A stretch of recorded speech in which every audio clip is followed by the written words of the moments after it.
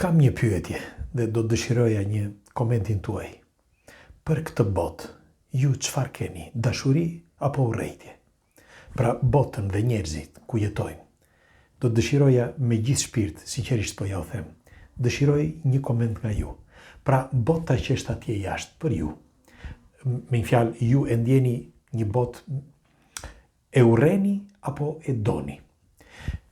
Ja u bëj këtë pyetje sepse është thelbësore, është tepër e rëndësishme, sepse nga këtu fillon baza se si ne ecim në jetë. Shiko, nuk është filozofi, por janë fakte reale dhe unë do t'ja them se si. Shiko, Dostojevski, duhet ta dini që disa nga ju ndoshta e njohin, e kanë lexuar, Fyodor Dostojevski shkruante në atë kohë, në vitet 800, shkruajti disa perla, por njëra është vërtet fantastike. Në qoftë se Zoti ekziston, atëherë ne duhet ta urrejmë, sepse gjithë kjo urrejtje, gjithë kjo zhvatje, gjithë ky lëndim, gjithë këto vrasje, gjithë këto mëkate dhe çdo gjë që po bën njeriu, atëherë pse Zoti e lejon? Pra, një pyetje që është vërtet thelbi i ekzistencës. Por, ndërkohë ne kemi nga ana tjetër të gjithë profetët që tregojnë për një botë të bukur, një botë të mirë, një botë fantastike, një botë ku njerëzit duhet t'i përgjërohen Zotit. Dhe pikërisht Fyodor Dostojevski në një shkrim tjetër, në qoftë se shkruan, në qoftë se Zoti nuk do të ekzistonte, atëherë çdo gjë do të ishte e mundshme. Nuk e di më kuptoni se sa madhështore është. Atëherë, në qoftë se Zoti nuk do të ekzistonte, atëherë çdo gjë do të ishte e mundshme. Pra, ç'do të thotë kjo? Do të thotë që ai në të vërtetë ishte në një kandar, atë që bëjmë ne këtu për ditë. Pra, ai qëndron në një nivel ku ngacmon qoftë një mendim pozitiv, por qoftë edhe një mendim negativ. Pse? Sepse në pyetjen e parë, pra ajo që thotë që në qoftë se ekziston një Zot, atëherë ne duhet ta urrejmë, sepse gjithë këtë ligësi që shohim në botë, si është e mundur që ai e lejon? Pra ai lë shkak që dikush të diskutojë për këtë, pra dikush që nuk beson në Zot, por nga ana tjetër, dikush që beson në Zot, në një shkrim tjetër, thotë, në qoftë se Zoti nuk do të ekzistonte, atëherë është e lejueshme çdo gjë. Pra, një polaritet që është vërtet ekstrem nga njëra anë dhe nga tjetra. Por, në të vërtetë, unë po ja bëj juve këtë pyetje. Shiko, sot e karikova telefonin dhe e vendosa këtu që doja ta diskutoja me ju këtë. Pse po e them? Teksa ishim në punë sot, një shoqja jon, ju mbushën sytë. Ju mbushën sytë sepse po bënte llogarin se sa i mbeten asaj gjatë gjithë vitit. Nuk dua të futem në detaje, por është e dhimbshme ndonjëherë sepse janë familje të reja. Është grua e re me një fëmijë, nuk ka më shumë se një, mirë po mënyrën se si ajo e organizon jetën, ndonse ka shumë secili ka problemet e veta, s'diskutohet, por mënyrën se si ajo organizon jetën, unë them që është pak komplekse, sepse nuk është e thjeshtë. Për shembull, ti nuk mund të blesh një çantë Dior që kushton 400 euro dhe pastaj ankohesh që s'ke para. Kur ndërkohë unë me 400 euro mund të kaloj gjithë muajin. Nuk e di më kuptoni apo jo. Pra, ka disa gjëra që njeriu ndoshta nuk i kupton dhe ne nuk mund t'ia mësojmë tjetrit, ndoshe ne i bëjmë këtu nëpërmjet këtyre diskutimeve duke treguar historinë e njërit dhe tjetrit. Por ajo që nuk më pëlqeu më shumë nga i gjitha i diskutim që bëra sot me atë shoqen tonë së bashku me shokët e tjerë, ajo që nuk më pëlqeu kur tha e mallkoj Zotin, që unë nuk është se jam edhe unë mundohem që t'jem asnjënës, por nuk mund të mallkosh, sepse nuk e ka fajin dikush tjetër. faji qëndron gjithmonë tek ti, sepse ti je gjeneza, filiza ku ti linde në këtë tokë. Pra, ti do thuash që linda gabim, si thot edhe Azonja, dikush nga ju mund ta thotë që linda gabim, por në të vërtetë, kush ka lindur gabim? Shikoj, dëgjojeni mirë këtë pyetje. Kush ka lindur gabim? Sepse ndonë se ne gjendemi në një periudhë, sepse ne nuk do të ishim këtu mes nesh, nëse do të ishim të gabuar. Ne që jemi këtu, mund ta themi me plot gojën, e them unë, jam unë, ai që ju mbroj juve, nëse gjendemi këtu, gjendemi sepse gjendemi në një anije, siç ju kam thënë edhe herë tjetër, dhe unë duke qenë si ai kapiteni, pra kapiteni i anijes që duke hedhur ato fjalët, pra duke ndezur shkëndijën, dhe kapiteni në këtë rast merr timonin, të gjithë së bashku pra lundrojmë në këtë anije.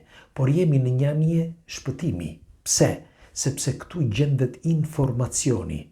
Dhe sa do i vogël qoftë ai informacion, prap është shpëtim, sepse ti ke informacionin brenda vetvetes. Dhe nesër çdo tajfun që mund të kanoset për anijen, ose çdo suferin që mund të ndodh në det, ne kemi një shans më shumë për të mbijetuar. Është e vërtetë apo jo? Pra e njëjta gjë ndodh edhe me gruan që rastisi sot. Unë marr shkak pikërisht nga këto biseda për të folur me ju këtu, sepse këto janë ato si mund të quhen, ato levat e vogla të diskutimeve që unë i quaj levat e Arkimedit, që rrisin informacionin, rrisin inteligjencën. Tani, pse po diskutoj për këtë? Sepse në radhë të parë njerë do ta marrim nga këndvështrimi i ateistëve. Pse ateistët thonë që nuk ekziston një Zot, nuk ekziston, asgjë nuk ekziston. Pse thonë kështu? Pikërisht pra sepse bota është krijuar e tillë. Mirë po, nëse e krijoi apo nuk e krijoi Zoti, ta lëm këtë për momentin. Mirë po, në të vërtetë, kush e bën problemin? E bën ai që është atje lart apo e bën njeriu që është aty? Pra njeriu i keq ose njeriu i lig, lindi i tillë ose u bë nga shoqëria që gjendet.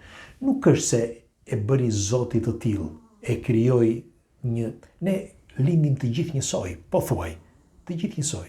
Pastaj ka diferencë të ADN-s, sepse ADN-ja ndikon në vite. Pastaj edhe shoqëria, shkolla, etj. Pra, duke lënë pas familjen që është e para. Por, në qoftë se këto informacione nuk do t'i kishim, ne nuk do të mund të përballeshim me këta të ligët që janë aty jashtë. Pra, ne jemi të detyruar që të përballemi me njerëzit dhe nga këtu lindin problemet. Kush më shumë dhe kush më pak. Disa për shansin e tyre, për fat keq, ndodhen në disa probleme të mëdha, disa në probleme më të vogla. Por kjo varet nga zgjuarësia, varet nga rrethanat, varet nga shumë gjëra. Megjithatë, ne doja të qëndroj edhe pak këtu tek ateistët. Kështu që ateistët thonë, nëse do të ekzistonte Zoti, nuk do të kishte gjithë këtë anomali, gjithë këtë mizerie, gjithë këtë dakord. Por ju duhet ta shikoni që çdo qelizë e njeriut është perfekte në mënyrën më të thellë, pra në pikën më të thellë është gjeniale. Një qelizë e vetme. Dhe një qelizë e vetme, në qoftë se e vrojton, pra vrojtuesi që e vrojtojnë qelizën, në atë moment, pra atomin, nga i moment bëhet ai vëzhguesi, pra atomi, ose më mirë qeliza. Kjo do të thotë që gjithë materia, pra gjithë vibrimet që janë, sepse janë vibrime, energji, gjithë vibrimet ose energjia është vetë koshenca, ndërgjegja. Kështu që ne kemi marrë këtë ndërgjegje nga këtu. Dhe kjo më bën të mendoj që ne jemi një pjesës shumë e vogël e ndërgjegjes madhe ose e inteligjencës madhe që ne nuk mund ta kuptojmë.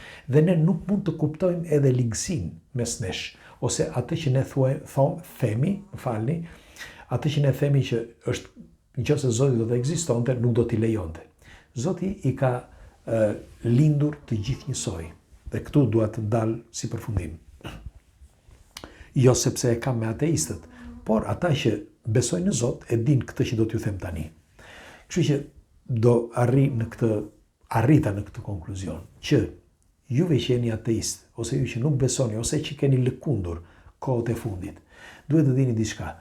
Të gjitha grimca, duke filluar që nga grimca e vogël, deri te grimca e madhe, deri tek materia, çdo gjë, një trup imi, yti, një trup qellor apo çdo gjë është krijuar nga një mendje e ndritur, nga një diçka gjigande që te i kalon mendje njerëzore të cunguar. Dhe të gjitha këto trupa, të gjitha, thash që nga grimca e vogël deri tek një trup qellor i madh, të gjitha këto janë bijtë e krijimit. Sepse edhe kokriza e rërës, edhe ajo është një pjesë e krijimit, pra është e krijuar. Ndonë se ajo thërmohet, bëhet plur, por fillon prap nga e para. Pra një reciklim, e njëjta gjë që bën njeriu, planetet, çdo gjë, energjia, pra çdo gjë. Dhe në qoftë se janë bijtë e atij krijuesi, ai i trajton të gjithë njësoj. Është njësoj sikur ti të kesh fëmijët e tu. Ke fëmijët e tu dhe ti do i trajtosh të gjithë njësoj. Nuk mund të thuash njërin do ta vrasë se bëri keq apo ti mund t'i japësh një shpull, por nuk është se e vret. E njëjta gjë ndodh edhe me jetën. Se të gjithë këta që kanë bërë keq, po ta shikoni me kalimin e kohës, ndodh që edhe ata jeta ju shkon dëm. U shkon dëm për shumë arsye. Ose do ta bëjnë në një mënyrë që do u nxjihet jeta. Unë kam vëre, ata që nuk janë të pastër brenda, në zemër, nuk është se shkojnë kush e di se sa mirë, të kenë para sa të duan, por nuk kanë gjë më të madhe, pastërtinë. Vireni rekt. Pra, unë them që në qoftë Fyodor Dostojevski, por qoftë edhe profetët, apo kushdo qoftë, edhe shkrimtar të mëdhenj, apo filozof të mëdhenj, që ndokush nga ta mendonte që Zoti nuk ekziston apo Zoti ekziston, që të gjithë e kanë vënë në kandar, pra fjalën e tyre për të kuptuar vërtet thelbin e diskutimit. Pra që disa të mendojnë që nuk është e vërtet që ka një Zot, por disa të tjerë të mendojnë që është e vërtet. Pra e kanë lënë në një kandar që peshon në bazë të mendimit që ka njëri dhe tjetri. Ju çfarë mendimi keni për këtë argument? E thash në mënyrë filozofike, ndorse këto janë reale, çdo gjë është reale.